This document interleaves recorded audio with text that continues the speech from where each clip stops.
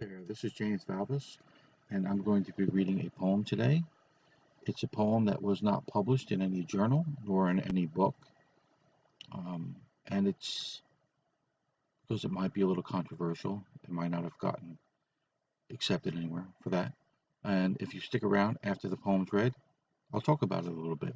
I hope you can. But if you just want to listen to the poem, that's fine.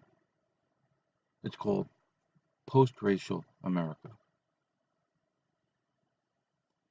Post-Racial America by James Valvis. I don't know when I started to notice it, maybe 1975, 1976, somewhere in there. I was still a boy at any rate, and didn't know much. Still don't, as my wife would kindly admonish. But I knew if I was getting in line for the Eucharist and a black man started to merge at the same time, he wasn't about to let me go first, ever. I had to step back, let him move forward to Christ.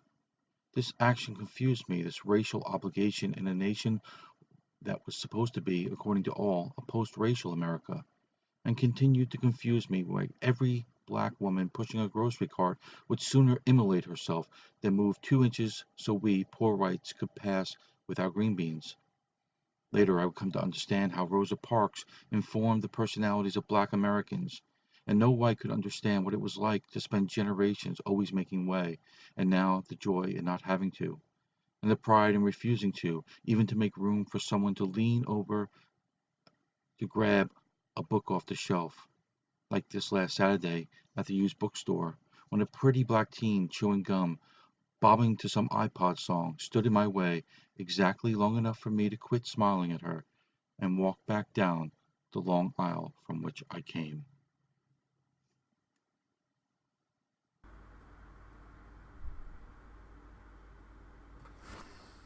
Okay then, I hope you enjoyed the poem. I wanted to talk about it a little bit before we part ways. Hopefully not too long, but just a little. As I said, the poem was not published, and there are any number of reasons why that may be the case. It may well be that people just didn't like the poem, or they didn't think it was strong, or they didn't like what it was saying in some kind of non-political context. I found a typo in it recently that would have turned an editor off maybe, and so there's I don't want to impugn any editor who's seen this poem and turned it down. There's any kind of reason that it might not have been accepted.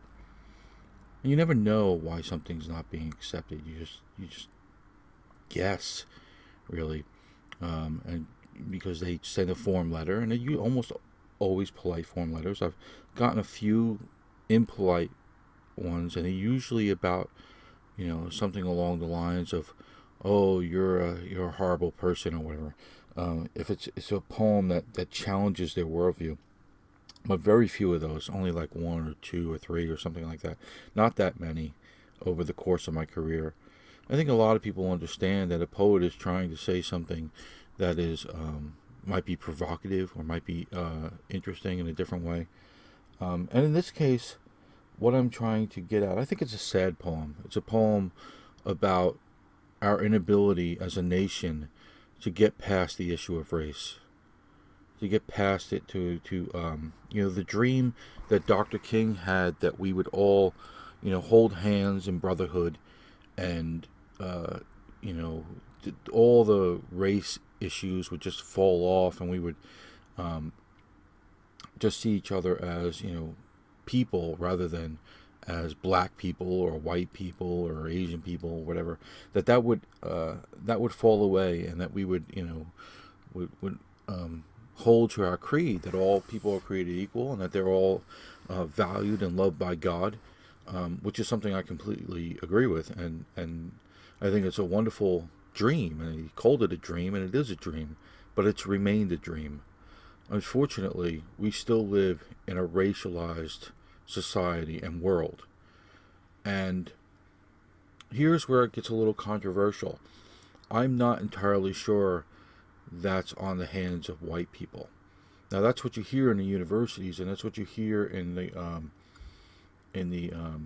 academic and media and Hollywood places, is that somehow white people are still oppressing black people, and the only reason we haven't gotten past race is because of white privilege and white this and white that. But I think really when it comes down to, I know this from my own personal experience, when you're the wronged party, and let's face it, black people in this country, I'm not talking about the black people living today, but I'm talking about black people throughout history. Black people in this country were the wronged party, or Native Americans in this country were the wronged party. Uh, you know, Chinese people were the wrong party. The Irish were the wrong party. Catholics were the wrong party. All the groups that were treated with bigotry and hatred and were the targets of the KKK and lynching and everything else, those people were the victims in the society. And if you're the victim, it's up to you, not the person who is the victim. The victimizer can say, "I'm really sorry that happened." He could say that. But it's up to you ultimately to let that go. It's up to you to say, now we're past it. I forgive you. It's over. Let's move on together as friends, as brothers, as fellow countrymen. In other words, black people have to say, it's over. You don't owe us anything anymore. You can't make it right. That's the thing. Another thing, you can't make it right. This country will always have had slavery. It will always have had the Dred Scott decision. It will always have, in its past, Jim Crow. There will always be times where people were, the Willie Horton ad and all other kinds of things that were just wrong.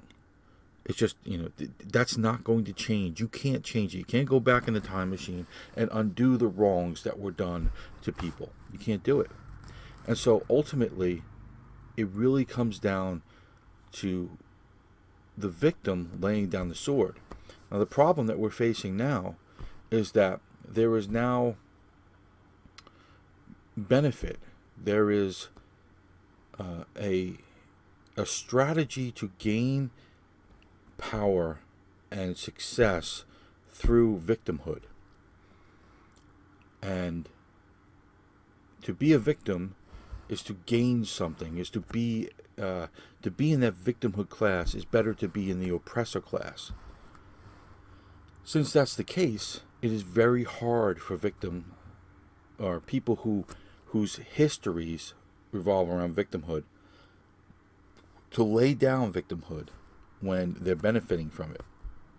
If you're getting, if people make way for you, and if they make, or if they give you affirmative action, or they give you preferences for hiring, or they're publishing your work because you're a certain gender or you're a certain race, if you're getting a best American poetry or whatever else, because not because you're better than anybody, but because of your victim status, or your minority status, or your marginalization status, whether that's true or not in present America, then hard to give that up. And if you don't give that up, then we can never get past race. And that's what the poem is about. It's about the sadness that, here are a bunch of poor people, and I grew up with poor people mostly, and in church and in grocery stores, and they didn't see themselves as connected in any way because they were divided by race. And ultimately, the last lines of the poem get at that sadness. It gets when I say, I'm writing from a character here. When he says that he goes back down the way he came. In other words, he was smiling at the person, trying to get this connection with this person, but ultimately, because the distance, the chasm of race separated them so much, he had to go back down the way that he came. He had to go away from unity and toward disunion, toward being alone. And the races are alone and separated forever. And so ultimately, it's a sad poem, and I hope that it didn't get rejected because it says something that people don't want to hear. I would find that really unfortunate, because I think, when you write about these weighty topics, and you write about a poem about a situation in society that is tough, these are not comfortable truths. It's not comfortable to say, you know, you know, black people have to lay down their swords in order for there to be racial brotherhood. It's not a comfortable thing to say, because we lived in such a polarized and deeply antagonistic society. It's becoming more so, even. It's shocking, really. It's shocking that we seem to be regressing. We're moving further away from the dream, not closer to it.